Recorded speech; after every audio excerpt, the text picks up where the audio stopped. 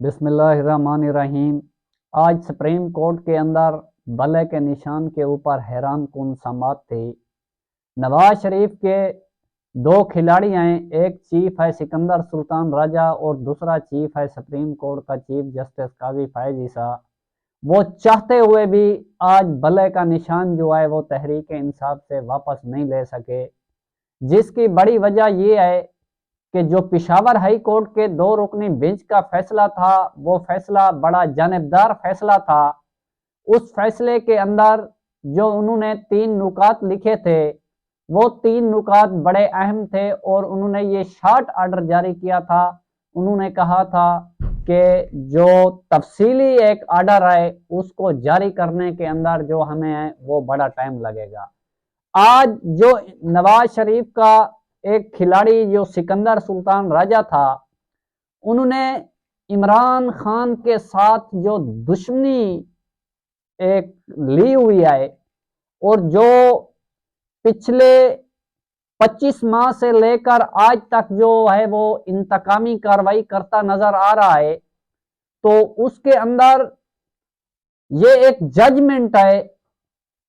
Supreme court کی، اسی judgment کو بھی نظر انداز کیا گیا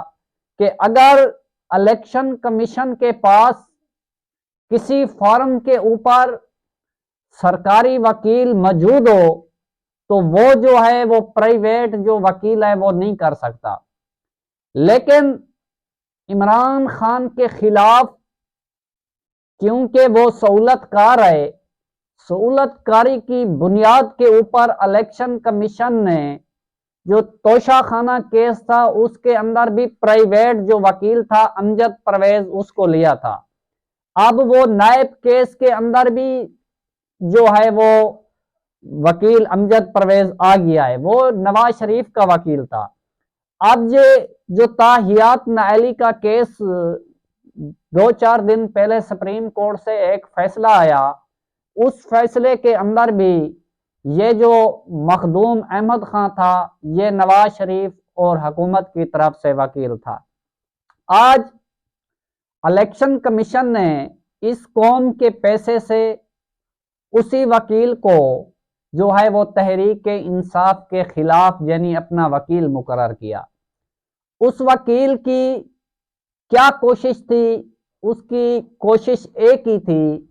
اس نے آج پورا دن اس کیس کے اوپر لگایا اور جو وکیل تھے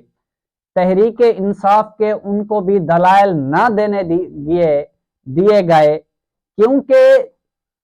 جو امپائر تھے وہ تو کسی اور کے سہولت کار تھے، وہ نہ آئین کو سمجھتے ہیں نہ قانون کو سمجھتے ہیں، تو پھر ان کے ساتھ جو بحث مباحث کرنی ہو تو چاہے وہ کتنا بڑا وکیل بھی کیوں نہ ہو، جب آگے سے بات نہ سنی جائے تو وہ اپنا موقف کیسے بیان کرے گا؟ جب موقف بیان کرنے کی باری آتی ہے تو ان کو بار بار جو ہے وہ ٹوک دیا جاتا ہے اور ثبوت بھی نہیں لیے جاتے، ثبوت لینے سے بھی انکار کر دیا جاتا ہے۔ لیکن یہ بات بڑی واضح ہے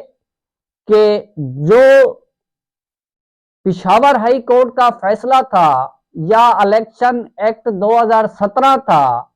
یا انٹرا پارٹی الیکشن کے جو رول تھے وہ تو دستاویزات کے اوپر موجود تھے، لیکن ان دستاویزات پر موجودہ ثبوت کو چیف جسٹس قاضی فائز عیسیٰ بھی نہیں جھٹلا سکتا تھا، نہ الیکشن کمیشن جھٹلا سکتا تھا، نہ ان کے وکیل جھٹلا سکتے تھے۔ آپ دیکھیں کہ جب مخدوم احمد خان دلائل دے رہا تھا تو لائیو سماعت تھی، پوری قوم نے دیکھا کہ ججز جو تھے وہ ہنس رہے تھے۔ وہ کس وجہ سے ہنس رہے تھے؟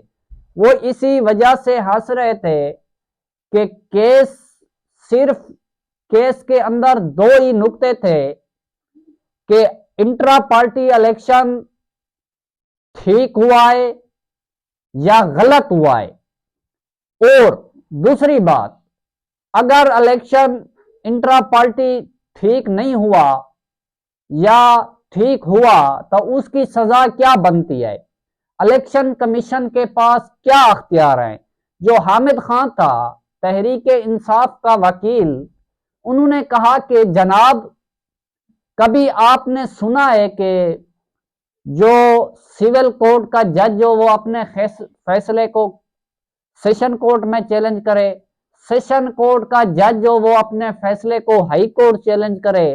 ہائی کورٹ کا جج ہو وہ اپنے فیصلے کو سپریم کورٹ چیلنج کرے؟ تو قاضی صاحب نے کہا کہ جناب